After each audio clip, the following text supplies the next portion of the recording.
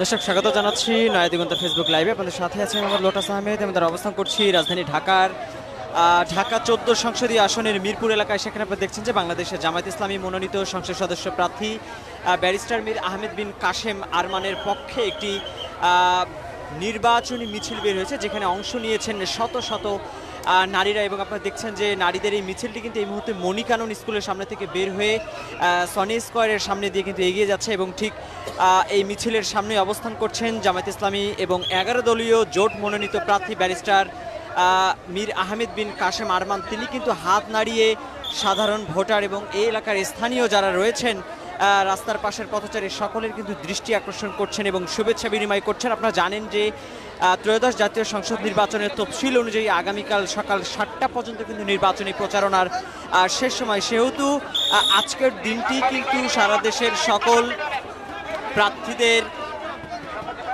কিন্তু আজকের দিনটি শেষ সময় প্রচারণা চালানোর জন্য, এবং শেষ সময়ের প্রচারণায় সারা দেশের বিভিন্ন দলের প্রার্থীরা কিন্তু একটি শেষ সময় পার করছে। তার ধারাবাহিকতায় আজকে এই নির্বাচনী গণমিছিলের অংশ হিসেবে আজকে কিন্তু বাংলাদেশ জামায়াত ইসলামীর নারী বিভাগের পক্ষ থেকে একটি নির্বাচনী মিছিল বের হয়েছে, যেটি ঢাকা 14 সংসদীয় আসনে ব্যারিস্টার মীর আহমেদ বিন কাশেম আরমানের পক্ষে। এবং সেই মিছিলটি কিন্তু এই মুহূর্তে সনি স্কোয়ার অতিক্রম করে এগিয়ে যাচ্ছে। এবং সেখানে আপনারা দেখছেন যে জামায়াত ইসলামী এবং 11 দলীয় জোট মনোনীত যে প্রার্থী ব্যারিস্টার মীর আহমেদ বিন কাশেম, যিনি দীর্ঘ একটি সময় অর্থাৎ বিগত পতিত এবং ফ্যাসিস্ট আওয়ামী লীগ সরকারের আমলে দীর্ঘ একটি সময় গুমের শিকার ছিলেন, এবং গত 24 সালের 5ই আগস্ট ছাত্র জনতার আন্দোলনের ফলে পতিত আওয়ামী লীগ সরকারের পতনের পরে কিন্তু আমরা দেখেছি যে তিনি মুক্ত হন এবং মুক্ত বাতাসকে তিনি আলিঙ্গন করেন। এবং এরপরে এই ত্রয়োদশ জাতীয় সংসদ নির্বাচনে ঢাকা 14 সংসদীয় আসন থেকে বাংলাদেশের জামায়াত ইসলামী ব্যারিস্টার মীর আহমেদ বিন কাশেমকে কিন্তু তাদের দলের পক্ষ থেকে মনোনয়ন দেন, এবং এই আসন থেকে তিনি প্রতিদ্বন্দ্বিতা করছেন। এবং তার প্রতিদ্বন্দ্বী হিসেবে জাতীয়তাবাদী দল বিএনপি, তারা কিন্তু মায়ের ডাকের সমন্বয়ক সানজিদা ইসলাম তুলি তাকে কিন্তু মনোনয়ন দিয়েছেন। সব মিলিয়ে নির্বাচনী প্রচারণায় আমরা দেখেছি যে বিএনপি এবং জামাতের এই দুটি প্রার্থীর মাঝে কিন্তু বেশ সৌহার্দ্যপূর্ণ পরিবেশ বজায় ছিল। তারা একে অপরকে ভাই বোন সম্বোধন করে কিন্তু নির্বাচনী প্রচারণায় অংশগ্রহণ করেছেন। এবং এই মুহূর্তে আপনারা দেখছেন যে ব্যারিস্টার আহমেদ বিন কাশেম সড়কের আশেপাশের যারা পথচারীরা, স্থানীয় বাসিন্দারা যারা রয়েছে এবং বহুতল ভবনে যারা অবস্থান করছে, তাদের সকলের দিকে হাত উঁচিয়ে কিন্তু শুভেচ্ছা বিনিময় করছেন, তাদের দৃষ্টি আকর্ষণের চেষ্টা করছেন।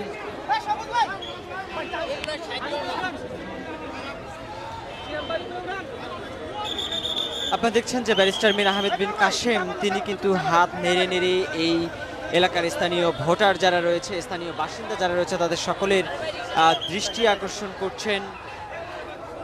এবং শত শত নারী তারা কিন্তু আজকের এই নির্বাচনী যেই মিছিল সেখানে অংশগ্রহণ করেছে। এটি মূলত বাংলাদেশের জামায়াত ইসলামীর মহিলা বিভাগের উদ্যোগে এটি হয়েছে, এবং সেখানে শত শত নারীরা অংশগ্রহণ করেছে এবং তাদের অধিকাংশ জনের হাতে আমরা জামায়াত ইসলামীর যেই দলীয় প্রতীক দাড়িপাল্লা সম্মিলিত পতাকা এবং বাংলাদেশের লাল সবুজের পতাকা সহ দাড়িপাল্লা প্রতীক নিয়ে কিন্তু আমরা দেখছি তারা এই মিছিলে অংশগ্রহণ করেছেন। এবং ব্যারিস্টার মীর আহমেদ বিন কাশেমের হাতেও দাড়িপাল্লা প্রতীক সম্মিলিত একটি পতাকা এবং বাংলাদেশের যে লাল সবুজের পতাকা সেই পতাকাটিও রয়েছে।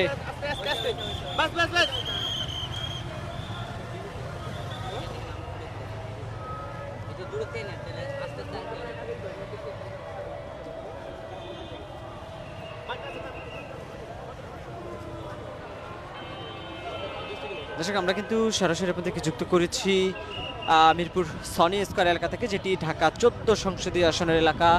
সেখানে একটি কিন্তু বিশাল বড় মিছিল বের হয়েছে বাংলাদেশ জামায়াত ইসলামীর মহিলা বিভাগের উদ্যোগে। সেই দৃশ্য কিন্তু আমরা আপনাদেরকে সরাসরি দেখানোর চেষ্টা করছি।